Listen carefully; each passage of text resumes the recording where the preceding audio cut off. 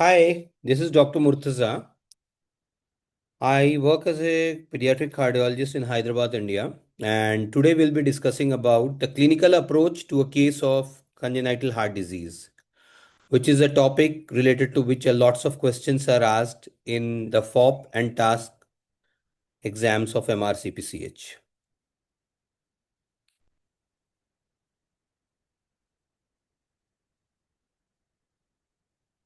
Thing is not moving.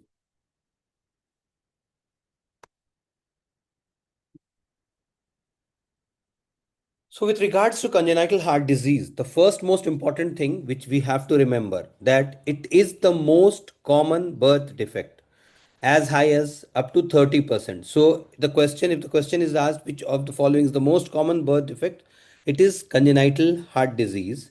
And the incidence of congenital heart disease to remember is around 1% of all the live babies born. So one out of every 100 babies will have congenital heart disease. And approximately 2.5 lakh children are born in India annually with congenital heart disease. So the important things which we have to remember in this slide is this is the most common congenital birth defect, which is CHD, which is up to one third, around 30%. Second is the incidence is around 1% of all the live births. Okay, these are the two important things which are to be remembered in this slide.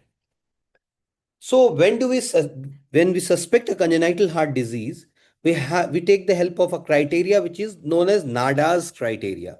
So basically, NADA's criteria is not a definitive test; it is a screening test. So NADA's criteria screening test, and which becomes sufficient with the help of one major and two minor criteria. To suffice, we have NADA's criteria, which is a screening test. It has one major and two minor criteria, which has to be sufficed. In the major, we have 4 points. In the minor, we have five. How to keep them in our mind? So, first we go clinically, then we go to the investigations. Do it the same way. So, in the case of major criteria for NADAs, we have two things. Either the child will present to us in congestive heart failure or he will have cyanosis. So these are the clinical things which will come. Then when you examine, you will hear for murmurs. So a murmur with a grade of 3 by 6 to 6 by 6 will be in the major criteria, and any diastolic murmur will be in the major criteria. Whereas if we move to the minor, first of all, when the patient comes to us, we do the general physical examination, which mean we measure the BP. If the BP is abnormal, though, so it is one of the minor criteria. Then we go and auscultate the child. So if we find that the S2, second heart sound, is abnormal, then it is in the minor criteria. The third important point is the systolic murmur. Any systolic murmur of grade which is less than 3 by 6, that is grade 1 by 6 and 2 by 6, will be in the minor criteria. Then, after we have examined the child, we will move on to the clinical investigations, which includes abnormal chest X-ray and abnormal ECG. So the mnemonic for this is first NADA's criteria. It's a screening test, one major, two minor. Major criteria will have either congestive heart failure or cyanosis, and then it can have, when we auscultate, it can have a systolic murmur, which is of higher grade, grade 3 by 6 and above, and a diastolic murmur. Whereas if we move on to the minor criteria, first of all, we do the general physical examination in which we get the abnormal blood pressure. The second heart sound can be abnormal. When we auscultate, there will be a systolic murmur which is of minor criteria, that is 1 by 6 or 2 by 6. Then we move on to the investigation, which will be abnormal X-ray or abnormal ECG. So how many major and minor are needed to suffice this? One major, two minor. So once you have confirmed that if it is a congenital heart disease, then you have to see, does the child look cyanotic or not? So cyanosis basically is a clinical definition. It is basically our eyes are able to see the bluish discoloration, but we know our eyes are not very much up to the mark. So any saturation which is less than 85% only can be picked up with our eyes. But we know that the normal saturation is more than equal to 94%. So the saturation difference between 85 to 94%, it cannot be picked up with our eyes, although they are cyanotic heart diseases. So in those cases, we take the help of pulse oximeter. So less 85% is the critical saturation at which the eyes can see 85% and below. So this is a question. Second thing, the pulse oximeter will be utilized to catch the saturation which is less than 94 up to 85, because below 85 you can easily see with eyes also. So in this way we move about in this case. So if we are seeing a cyanotic neonate and we have to decide about whether this cyanosis is due to the cardiac cause or the respiratory cause. So in this we use the hyperoxia test. Although this test is obsolete for exam purposes, we should be knowing what this test is. The important point in these tests is we have to remember that you did not use SpO2 in this, rather you use PO2s in this. I am repeating, PO2s are needed in this test, so you do not need only a pulse oximeter saturation. This will need an invasive procedure which is arterial blood gas. So PO2 and ABG is needed. So you measure the PO2s at room air, you do one ABG, then you see if it is less, give 100% oxygen for 10 minutes. Again, you take the PO2s. Again, you will prick the patient, the baby, and take the PO2s. You have to calculate the ABG.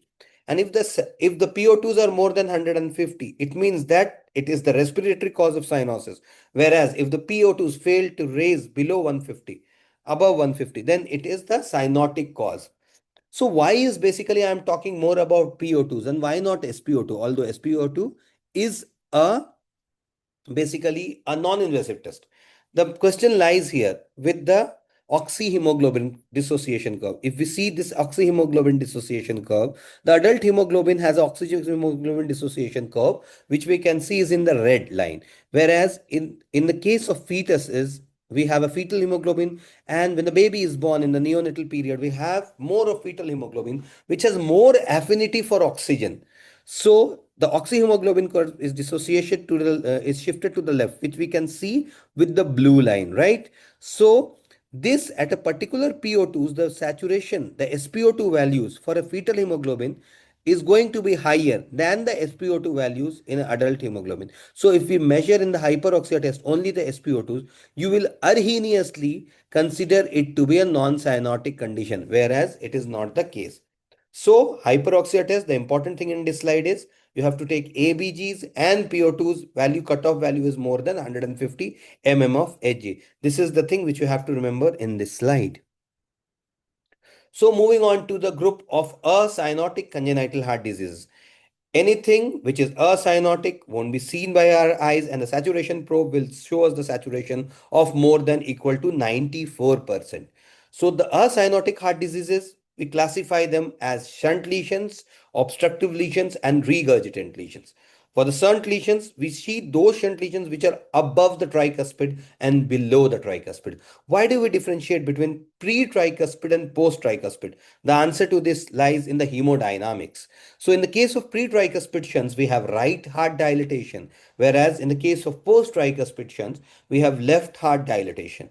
So the conditions which are leading to pre-tricuspid shunt or right heart dilatation will be atrial septal defect, any PAPVC, partial anomalous pulmonary venous communication, any coronary cameral fistula which is opening into the right atrium. The conditions which open below the tricuspid valve, we are known as post-tricuspid shunt lesions, which will lead to left heart dilatation. The most common congenital heart disease, ventricular septal defect, lies in this group. The PDA, patent ductus arteriosus, the AP window, the aortopulmonary window, the AV canal defects, which are seen in the case of Down syndrome, coronary cameral fistulas, which are opening into the right ventricle or the pulmonary artery. So these are the shunt lesions.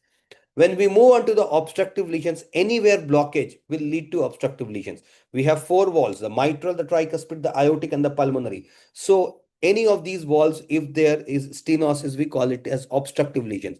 So MS, TS, AS, TS, all are obstructive lesions.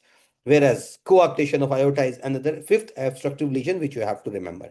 So we have four valves in the heart. Any of these can leak on the other hand. So this will lead to regurgitant lesions, MR, TR, AR, PR. So it's very easy to remember. Shunt lesions are those which can be pre-tricuspid and post-tricuspid, leading to right heart dilatation and left heart dilatation respectively. Obstructive lesions in any of the valves and coarctation of aorta, regurgitant lesions in any of the valves, four valves. So this is the way to remember this slide. So it's like more of mathematics rather than mugging them up. So whenever we move on to the cyanotic heart diseases, so what are cyanotic heart diseases? Those which have a saturation of less than 94%. So they can be subdivided into three broad categories. Those with decreased pulmonary blood flow, those with increased pulmonary blood flow, and those with near normal pulmonary blood flow. So those with decreased pulmonary blood flow can further be subclassified as it can be the pulmonary blood flow basically can be decreased due to two things. Either there is obstruction in the flow of the blood, which can be in the in the case of with pulmonary stenosis, or the distal pressure is high, which can be there in the case of pulmonary arterial hypertension. Right. So decreased pulmonary blood flow will have either PS physiology or PAH physiology, which is known as Eisenmenger's physiology. Cyanosis can also occur in conditions in which there is increased pulmonary blood flow also, which can be due to admixture lesion on one hand or transposition physiology. Whereas the third group is near normal pulmonary blood flow with cyanosis. So we will move on to see what all conditions lies under these. So the first category of cyanotic congenital heart diseases with decreased pulmonary blood flow. So the conditions with decreased pulmonary blood flow, as we were talking about, was with either with pulmonary stenosis or with a distal pressure which is high, which is basically pulmonary arterial hypertension. So those with PH, we have to remember the VSD PS physiology, a large VSD and a pulmonary stenosis physiology. The prototype being tetralogy of Fallot. The other top physiologies which come with under the VSD-PS physiology are double outlet right ventricle with a large VSD and pulmonary stenosis. It can be a DTGA with a VSD-PS. It can be a congenitally corrected TGA with a VSD and PS physiology. It can be a single ventricle with PS physiology. Moving on to the other category in which the distal pressure is high, which is known as Eisenmenger's physiology. So any of the acyanotic or the cyanotic conditions which are having increased pulmonary blood flow can Eisenmengerize lead to increase in the pulmonary arterial hypertension. So the other thing is Eisenmenger's physiology. So these makes the decreased pulmonary blood flow situation with PS or with PAH. Remember it this way. Moving on to the cyanotic congenital heart diseases with increased pulmonary blood flow. So cyanosis and increased pulmonary blood flow, it can be like the blood is mixing. So it will be admixture physiology or on the other hand, a transposition physiology. Seeing on the left side of the screen, the admixture physiology can occur at any of the levels. So what started? The venous level, the atrial level, then comes the ventricular level, and then comes the great arterial level. So admixture at the level of venous before the heart, pulmonary venous level, it can be total anomalous pulmonary venous communication, TAPVC, is a admixture physiology with increased pulmonary blood flow. The admixture is occurring at the level of atria, come below it. So the atria, it can be a single atrium, it can be a tricuspid atresia, and it can be a hypoplastic left heart syndrome, because in this, the left heart is receiving blood from the right heart. So admixture is occurring at the level of the atria. Come a bit down below the atria, we have ventricle. So the blood is mixing in the ventricle. So this is single ventricle. Go below the ventricle. So you have the great arterial levels, that is the aorta and the PA. So the admixture is occurring at that level. It is truncus arteriosus. So basically a single trunk is occurring. So in the cases of admixture physiologies and it is an increased pulmonary blood flow, you will never get deeply cyanosed child. The saturation in these cases will be below 93 to in the range of like around 80%. So they are not very cyanotic children. Moving on the other hand of the increased pulmonary blood flow situations, we have either transposition physiology. So the transposition physiology, we all know by the name it comes, transposition of the great arteries. So it can be a DTGA or a CCTGA. So remember in the cases of these cases of DTGA, I was talking about TGAs with VSD-PS and CCTGAs with VSD-PS in the decreased pulmonary blood situation also, you can see here. But it was with PS. In this transposition physiology, I am talking about without PS. So there is no VSD, no PS. So DTGA isolated, CCTGA isolated or toxic big anomaly. This is like a case of double outlet right ventricle in which transposition of the great arteries have occurred. So in this slide, we have learned about cyanosis with increased pulmonary blood flow, which can be either admixture physiology or a transposition physiology. The admixture can occur at the cases of venous level, the atrial level, the ventricular level, or the great arterial level. Moving on to the last group of cyanotic congenital heart disease in which the blood flow is neither decreased nor increased. It is near normal pulmonary blood flow. So these are a group of situations in which there is some problem in the drainage, like anomalous drainage of the vena cava, either the superior vena cava or the inferior vena cava from below, is draining into the LA. So the desaturated blood will be going to the left atrium, mixing with the saturated blood which is coming from the pulmonary veins, so decreasing the overall saturation. Pulmonary arteriovenous fistulas or unroofing of the coronary sinus into the left atrium. So coronary sinus carries the deoxygenated blood from the heart, and if it is opening into the left atrium, it will lead to the mixing of the blood into the left atrium, leading to desaturation, systemic desaturation. So this is the third group. So in this case, we have learned that the cyanotics will be either decreased pulmonary blood flow, increased pulmonary blood flow, or near normal pulmonary blood flow. So from this topic of today, we have learned that cyanotic congenital heart disease is the most common birth defect. How much common? 30%, one third. And 1% is the incidence of congenital heart disease, which is occurring in all the babies who are born. We have NADA's criteria, which is for screening. It has one major, two minor. We have to remember that's a screening test. We have hyperoxia test, which tells us the cyanosis is basically due to either respiratory cause or a cyanotic congenital heart disease.